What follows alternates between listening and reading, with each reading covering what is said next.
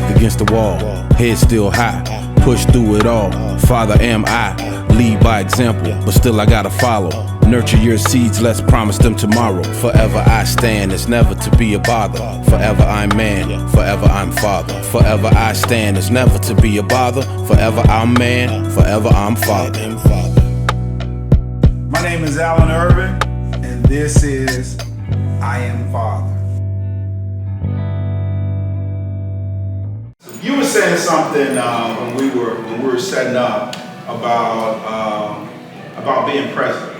Because I believe the same thing. I believe that even if you're not in the same house, you got to be present. And you can be present from prison. You know, you make that phone call anyway. So you pick up with your son or your daughter from the last conversation, hold them accountable. There's a difference when it comes from the father's spirit to the kid's ears. It's just a difference, especially when you're consistent. You got to be consistent, and there's a whole gamut of things with that. But expound on that for a minute. Well, everything is relationship. Mm-hmm. We ask for customer service inside of this hotel. What about the customer service in your home? We have to be present with our children. So what we were talking about earlier was there's no blueprint, there's no book. But in my opinion, we have to look at what we did with the first child. If you are, if you had a first child, you don't have a first child. That first child is the, for lack of a better term, test. Mm-hmm. But when you have another child, you really have to see what happened here and analyze that and see what you would do differently and better, for lack of a better term. Because our children, they have souls, they have spirits, they have feelings, and they harbor things inside, just like everyone in this room has, because of what happened as a child. I mentioned earlier that some people don't like to color outside the lines. In a literal coloring as a child, and they take that with them into adulthood, wanting and trying to be a perfectionist because of what happened. Very true. So when we don't look at that, we have to prevent that with the next one. Mm-hmm. So as fathers, we have to be present. Mom is always there because mom is handling things. Right. But we have to be present. And that's what. And when I say present, I don't mean physically present. Oh yeah, absolutely, absolutely. I get it. What were you about to say something? Well, I was just going to say, like you were using the template of the first child versus the second child, but if this is your first child, what men typically do is play off of their childhood and how they were treated, how their father treated them. So if their father treated them with disrespect, it's a kind of good chance that they're going to treat their children with disrespect as they get older. Now, what I've done with my boys was remembered that and decided that I wasn't going to be that type of father and did the opposite. So whatever he did bad, I did the opposite of that. And wind up, raising, 3 boys that, I love and they're in business with me. So obviously I love that a little bit. But that's what I use for my first experience. And then you grow from there. After your first one, it's exciting. And the second one, you're homing down your craft a little bit as a father. And I say homing down the craft because it's just full time. It ain't part time. Yeah, even after they go. And it don't stop. It don't stop at 18. It don't stop at 21. I mentioned parental parole earlier. Yeah. Parental parole, explain that. Parental parole is, the responsibility of day to day is gone. They're still parents. They still have issues. They still want to call pop and say, help me do this. This is how I'm feeling. Is this normal? Yeah, it's normal. This is how you should feel at this age, in your career, in your life. So parental parole is just that, you're always there to support them, to make sure that they, continue to strive and achieve things they want to achieve. I like that. You was about to say something. Yeah, not that I want to make devil's advocate, but then what happens then as a father? You didn't have a father. For example, myself, we didn't have a grandfather. So I can't use that wisdom that you were kind of talking about before. So you gotta go back. Because I was going to go to that. That's how I was and I'm gonna challenge that too because I had a stepfather. I didn't meet my real father until I was 27. So here I had an abusive stepfather that you didn't want to really deal with, and no other support. And you see everyone else around you having their father, their support, going to games. I can't remember them going to any games. Yeah. I did gymnastics. I played football. I don't remember. I don't have a memory of that. But you did the total opposite, right? I did the total. My first professional basketball game was when I took my son. Which is super cool because I took the same approach. Yeah. So like my father was in and out of the system. Right. So then I was raised by my grandmother, or both of them. And then it's very difficult for a grandmother to raise a younger kid like myself. You know, and she did it wholeheartedly and had multiple of us. But then when I had my first daughter, the number one thing that I knew that I was going to do was always be there. Kind of like what you said. Be present. And it gives you this, it helps create this edge on you. So I'm a competitor. Yeah. Like we are in sports, Yeah, right? yeah. So it's like you hold on to that competitive edge to say that I'm going to make sure that I am always present. I am always there. And no matter what, like for me, I ain't gonna lie. Figuring it out was horrible. Even from the smallest stuff, the doctor had to teach me how to wipe my face. It was like a pain. You know, but I got it. So I don't know how to wipe my face. You're right. But all of those, you know, those experiences and that opportunity, like I'm very fortunate to have girls. I love being a girl dad. I do want a little boy, don't get me twisted. Being a girl dad is super, super cool, but not having no one to actually pour to my cup, per se, to kind of teach me and give me that role there. It's been I'm not gonna say a gamble, but it's been very challenging, I would say. You know? The thing about it, and you hit on something because you were saying whatever your dad didn't do, you're gonna do the complete opposite.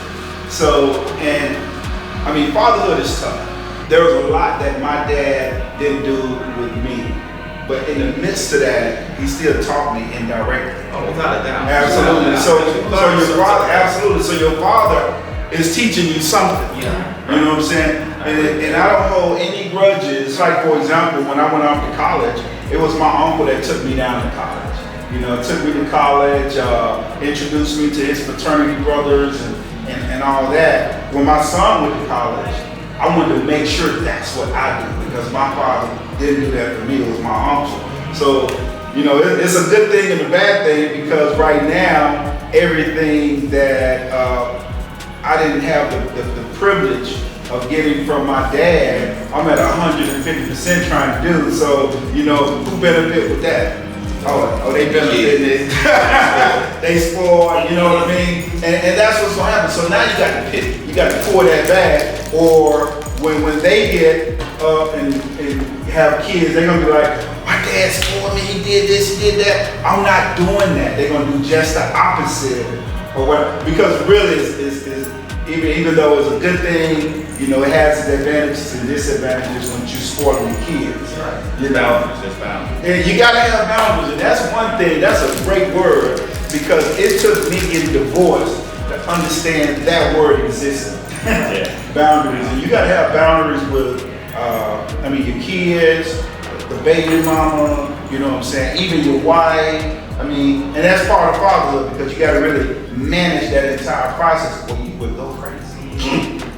You would go crazy. But yes, was there anything else? To touch on, well, I'll give you being there, being present, not wanting to learn from the mistakes, and having a father and not a sister. I had all of that. And with mine, I'm, like you said, encouraged trying not to do the same thing. Hit that cycle. Hit that cycle. Break this cycle. And like I was saying earlier, we deal with different generations. These kids, I run up through it sometimes. Me and my kids play a lot. It's how these things. I'm like, well, they just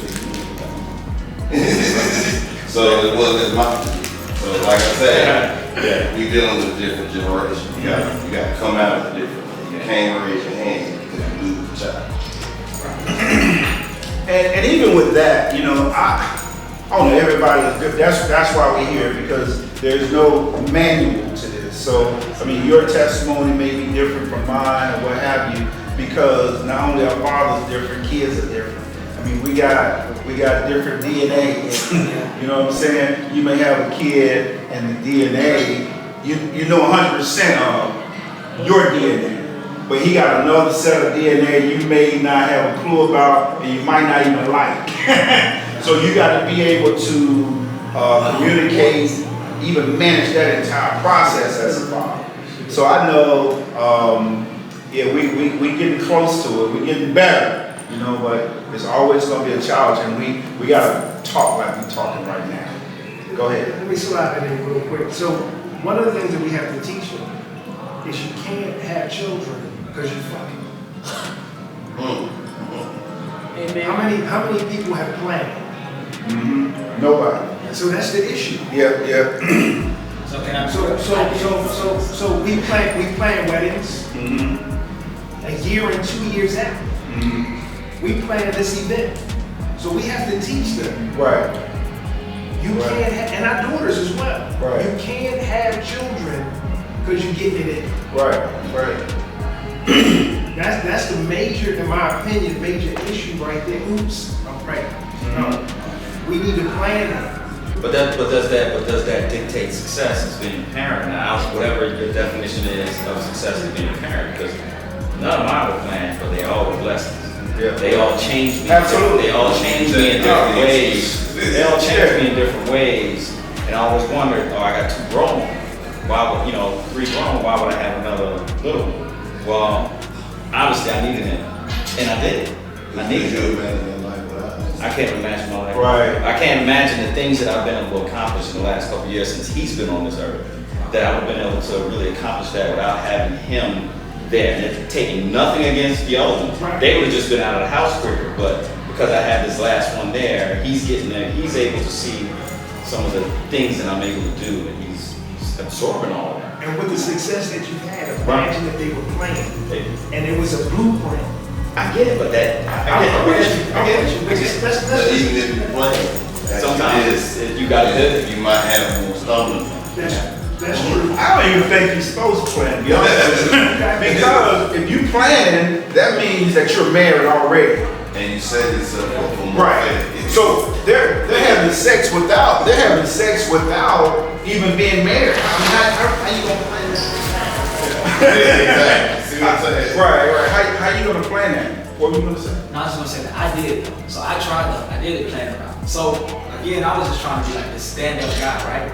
Not sounding a bad guy now, but I thought that was gonna do things like, or doing it in that direction was the right way. But I'm also a business owner. So I always, my number one rule is expect the unexpected. That's just not that whole, I don't get my emotions involved, not that cliche. No, it's just expect the unexpected.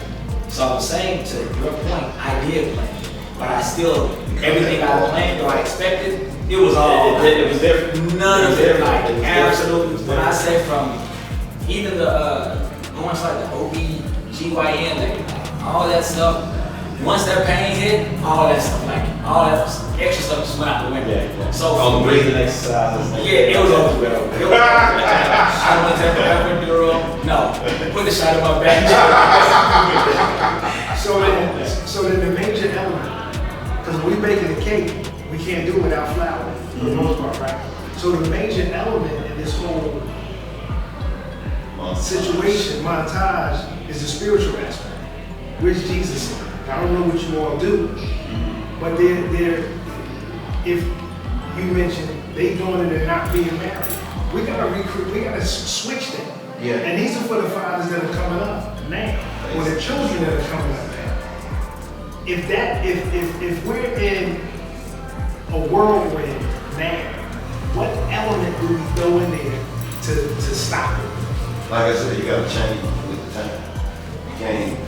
You can't go with that. You gotta be here. You gotta be in 2000. Right. And you got to speak to the whirlwind. So I mean, because we can't just stop the whirlwind. We got to speak to it because the whirlwind, they're gonna be out there, the wild, wild west. They ain't gonna be married. We can't let them go. Then you got this other side, outside the whirlwind, that we can start saying, "Oh, listen, you see this? Yeah." You know, the first thing we all say when we come dead smack onto a almost near accident head on. Jesus, oh God. That's the first thing we say. It's what I know. Oh God. Yep. But I'm agreeing because. So why don't we put that in the mix? Because that's the first thing we say. It goes back with me, like I said, the parent not being in the home. You know, demographics. You can't teach something spiritual aspect behind that. It's not going, you can't take it and make the children learn about God overnight. You got to bring it from childhood. But then not knowing none of you children, right? Knowing that we have some sense of integrity and fatherhood, masculinity, representation by ourselves to be the best fathers we can be. I believe that's God himself. Because I believe in him giving us the spirit within to know that we all are leaders, we all are men. We want to be present, we want to do these things. I think all those are like principles and, discipline or disciple-like qualities and traits that God already has in us. So genetically, whether we believe it or not, it's being transformed into the absolute into it. Now when it comes down to getting on the knees and just praying and reading the word together and just studying and those aspects of things, okay, that could be a little more detailed. But just us not being here today, gone tomorrow. Oh, I don't even talk to them for 3 or 4 weeks. Like, we talk to God every day. Well, I would assume that we do it every other day or whenever we get in trouble. And that's what I believe he gave. Yeah, for sure, I believe that's what he gave us. And that's one of the, he said when we get in trouble.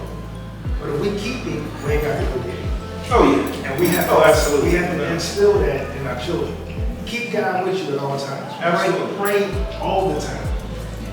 And then also, And ask. Then we ain't got to go get him. well, some of the challenge is actually, keeping them on whatever path that is. So, regardless of what your beliefs are, if you're Muslim, if you're Christian, if you're Catholic, whatever path that is, you have to keep them on that path. And that's the challenge. That's the challenge, keeping them there. And, they're going to sweat. Remember when you were a child? I always pride myself with my boys on not being a hypocrite. I remember when I was 14. I know what I was trying to do when I was 14. So make sure that you understand that you're not fooling me with anything that you're trying to do right now. I've done it. I was your age, it was never my age. You know what I mean? Twice. I've been your age 3 times. So and taking, and I take that approach as well, because now I would sit back and I remember how did I feel with the good stuff and how did I feel with the bad stuff as well. And I make sure when my kids come and I always tell them I'm falling in all kinds of traps and pitfalls. So let me help you navigate those landmines so you don't step on them as well. The same way I step on. That's a good coach. That's Piggyback off of what you said, my mother always had me say, what were you doing when you was that way? And I'm like, never mind. So that just tells you that you're doing your job. Right. Because they didn't do the same things that you did. Even though regardless of your situation, look where you are right now, regardless of the situation, that's right. I don't know what everyone does here, but obviously we're all, to some level successful, whatever it is that we do. And we're here, and we're on this show, so that's a testament to it. Like you said, there's a bunch of us out there. Oh yeah. And at some point you got to trust your training, like you got to trust your training.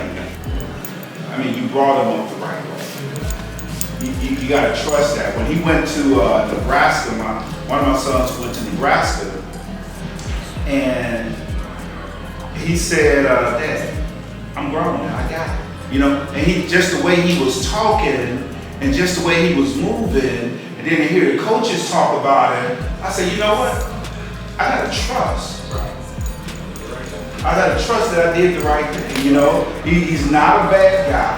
He's not a bad kid. He's a great kid. So I got to trust. Not only got to trust that we did something right, I got to trust God because He's praying as well. So even with me being here in Georgia, I still can send a prayer up for him over in Nebraska. God can touch him just like that. So you got to trust your training. Do you think that fear came from you going through work? Oh yeah. Oh, absolutely. Look, when I went to, if somebody was like, you do the applications, in the application do these security questions, and they was like, what was your best year in college? Oh, mine was my freshman year. Every time. Because I act a fool. But at the same time, my mom was overprotective as well, right? Very overprotective. So I couldn't wait to get out. So and that taught me as well. I mean, so it's not a lot of times, what I found is parents can do just all they can do, you know what I'm saying? Based on the situation that they're in. So I never really, you have to be a complete crazy parent for me to say something against the way that you are raising your kids, you know? Because as long as you're present and as long as you're doing the best you can do, you know, that's all you can ask. You know, you just, everybody don't have the same opportunity. But what was your worst challenge as a father?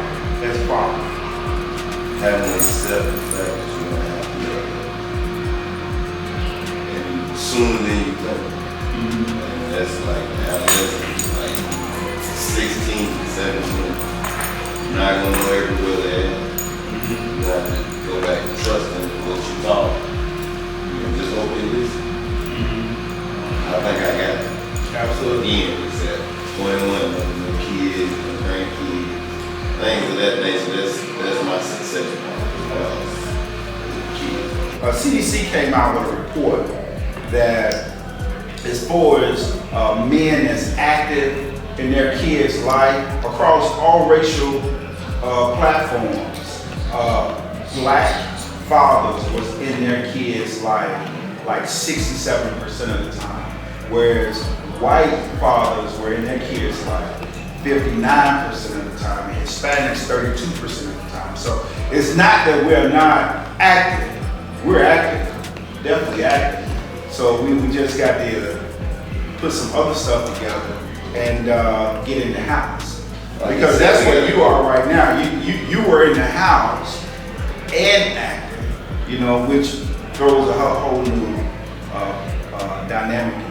Like you said, we got to get back to the basics that we were taught in some aspect. You know, as far as discipline, you got to wait a little bit. As far as nature, like where you child,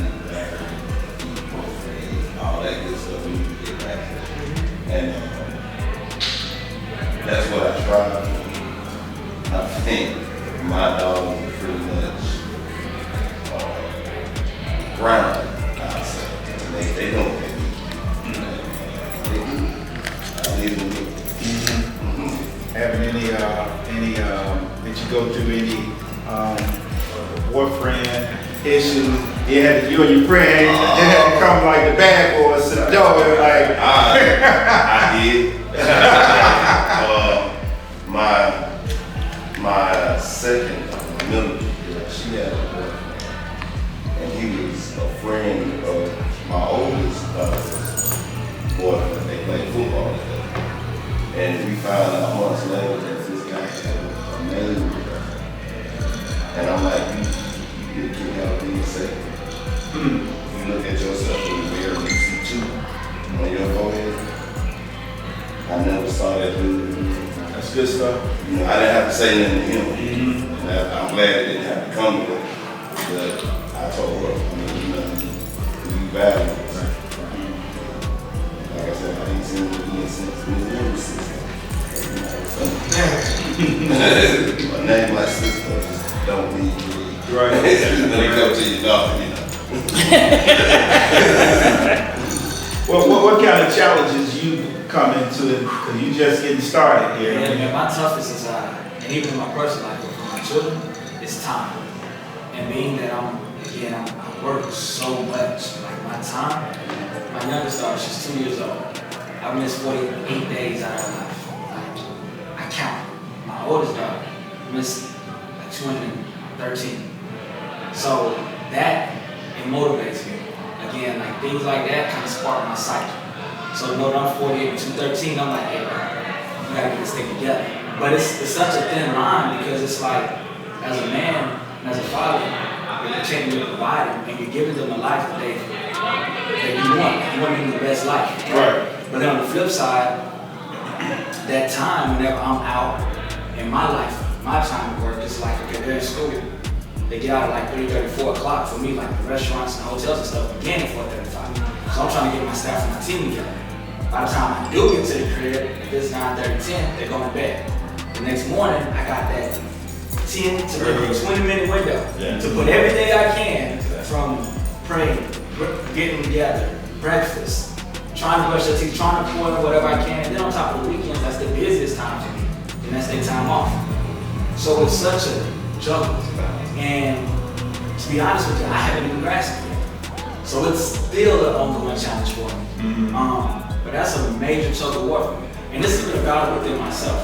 So knowing that, because they love me so unconditionally, they don't even think and see that. But I feel it. You know what I mean? Whenever it's a parade, a 4th of July parade, and everyone's out there. It started at 4, I got there at 4:07. Because I'm down at Camp Creek and I'm really pushing. I anticipated the time and I gave myself a 15-minute window, but I can't get in the HOV now. I'm like, damn. You know what I mean? And I always want to be. But that was the thing in that plan you didn't see. Oh, absolutely. It's just that expectancy of the unexpected. So, again, I haven't, my timing, it's not that I don't want to be there, and I'm really trying. But it's like, baby, what do you want? You guys want primrose? And this private school opportunity, I know what's best for y'all, or do you guys want the ordinary and the average? So it's like, well, maybe as a parent, maybe I need to decide what's best for them, what's best for us, and I think that I'm doing the right thing. And I do believe that in my heart. But you trying to do probably like I was trying to do 150% of what you didn't get coming up. Exactly. You know, Yeah. and you may be a little too hard on yourself. For sure. You may be a little. Because you just starting out. So Yeah, you may. Having the kids that graduated college, you know, I got 2 older boys that they're through college. Yeah. And to sit back and listen to their conversations now. Yeah. All that stuff I was doing before. I was Yeah. going home and I was traveling all week. They see all that and they know what it's like to try to achieve and go after and grab the things that you want. It doesn't necessarily mean financial, but they saw that. And they still see it. And they still see it. They still see it. To know that on the other side of that rainbow is that pot of gold Yeah. they can actually say, okay, well, my dad worked hard. That's all. And we was appreciative, especially like being in them. They know somebody got to be out there. Yeah. They know you ain't sitting out out there, there, right? right? Yeah, I'll probably be a little creative. I mean, get her to bring an umbrella or something. Y'all just sit at a little small table with a nice little dinner or something like that. You know, do Uber, take advantage of Uber Eats. You know what I mean? And have the kids there. They pay attention. So you just gotta be creative. They pay attention. Yeah. What's been your top challenge? I think the top challenge right now, because hopefully there's some more challenges coming, Okay. is undoing what was done before. Being present, meaning understanding how you coach, how you teach, how you guide, and looking at that and saying, and then listening to them and saying, man, what I taught at 10 still affects you now at 20. How do we undo that? That's one of my challenges. Because I see, exactly, because I see, for example, especially when you're in conversation with them. So I see that my daughter is a pleaser. She doesn't want to do anything outside the box. She's going to come outside the lines, and she wants to make sure that she looks good for her parents. We need to redo that. Because you are a grown woman now, and you're still trying to do things in our eyes which are, you think, are pleasing for us. So would you say redo is the word? Undo something? I mean, is that? You know what the real word is? Okay. Therapy. Yeah, I would say therapy too. Yeah. But at the same time, I mean, But undo, pressure. undo, yes, but just trying to undo some things that you didn't know because you were immature as a parent. Tiger Woods got a new coach after he won the Masters. Still trying to get better. So becoming a better parent, a better coach, a better guide, and undoing some of the things that we taught that we didn't know. You know, that would be detrimental at 20. So that's probably one of my challenges. Now, your the ages again 25 to 16. 16, 9 Right. years. And so the 25 reaps the benefit. Absolutely. I'm sorry, the 16 reaps the benefit of the 25 because I know what not to do. With him, that was done with her. Right. Yeah, they learn from each other. Like my youngest is 14, and I mean, I think it's gonna be the easiest high school right now because he done learned from his other two brothers, and he's moving with expectations. You know what I mean? And it's he's smart, so yeah, I agree with that. Yeah, I definitely agree with that. Were you done? Yeah. Okay. What about you, Rich? You know, it's navigating the social element now that's going on with social media, with even just podcasts here. You know, this is going on, this is being socialized. But even with the kids, they have their fingers, unlike us, maybe not you, but unlike us, there's a wealth of knowledge at their fingertips, and they're exposed to everything. We were spoon-fed things. Now these kids have everything right at their fingertips, and learning how to navigate that, and helping them navigate that, and showing them the pros and cons about the social aspect, you know, all the, you know, Twitter and everything else, and just being in technology. My first thing I teach my boys is once you put it out there, you can never get it back. I don't care if you claim you're deleting it, you can't ever get it back. So I kind of help, and that was really one of my hardest things, because they grow up quick, they want them girls, because they see all this stuff on the internet. You know what I mean? They say some really raunchy stuff, outlandish stuff, man. It's like, where you get this from? You know what I mean? I would have never said that to a female when I was growing up. You get smacked in the face. Now these dudes say some crazy stuff. Yeah. And social media is kind of, because it's on social media. Yeah. So to me, that was the toughest part, but it got easier because I got older boys that were athletes, and they understood the importance of keeping, you know, a clean social media element out there, because they know how that comes. That's their brand, that's their name. You know, you start putting negative stuff out there, it starts to tarnish and puts a blemish on your name. So my youngest one is starting to see that and understand that, but that was probably the most difficult thing in today's society. With today, you know, things like that. So. Did you run into any challenges because you have a blended family? Yeah. Right. With other baby mamas that you had to really manage? You know, not really. Because I was consistent as a father, and I tried to remain consistent as a father. So, yeah, I may not have been the best husband, but I pride myself on being a great father because I'm always there, and I understand the involvement of a father, whether you're in the house or not. Being present just doesn't mean physical, but always calm, always being involved. They didn't skip a beat. Right. My boys didn't feel like they skipped a beat. At all. So, no, I didn't really have any issues because I was consistent. So the mothers knew exactly what they would get from me.